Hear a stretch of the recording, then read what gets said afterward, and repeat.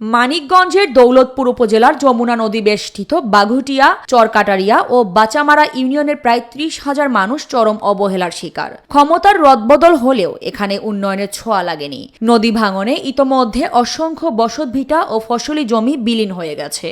স্থানীয় শিক্ষা প্রতিষ্ঠানগুলো এখন ভাঙনের ঝুঁকিতে। যাতায়াত ব্যবস্থা অত্যন্ত নাজুক হওয়ায় বর্ষাকালে সাধারণ মানুষ ও শিক্ষার্থীদের সীমাহীন দুর্ভোগ পোহাতে হয়। ঘোড়ার গাড়ি এখানে পণ্য পরিবহনের প্রধান ভরসা। এই নদী ঠিক করে না সরকার, না আপনাদের কি আছে না আছে না আপনারা সে জানেন, আপনারা যে রিপোর্ট দিবেন সেই রিপোর্ট অনুযায়ী কাজ করবো। কিছু অংশ মানে খালি একটা মাদ্রাসার করতেছে, ওরা তো আমাদের একটা সম্পদ, ও সম্পদ যদি ভেঙে যায় আমাদের সব গেল। এখানকার উপগ্রহের কাছে দাবি যে আমার এই জায়গাটা আমাকে একটু ভরস করে ফিরে দিলে আমাকে আমরা সন্তুষ্ট হইতাম। স্বাস্থ্যসেবার চিত্র ও হতাশাজনক। নদী ভাঙনে ৩টি কমিউনিটি ক্লিনিক বিলীন হওয়ায় গর্ভবতী মা ও সাধারণ রোগীরা উন্নত চিকিৎসা বঞ্চিত।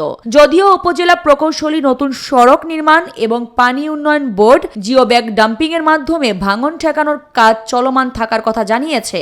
স্থানীয় সংসদ সদস্য SM জিন্না কবির অবকাঠামো উন্নয়ন ও স্বাস্থ্যসেবার মনোন্নয়নের প্রতিশ্রুতি দিয়েছেন।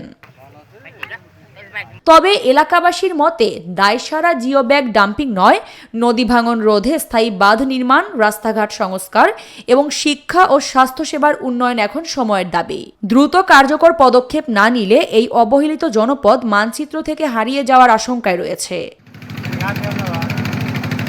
আরিফা পুষ্প, নিরপেক্ষ।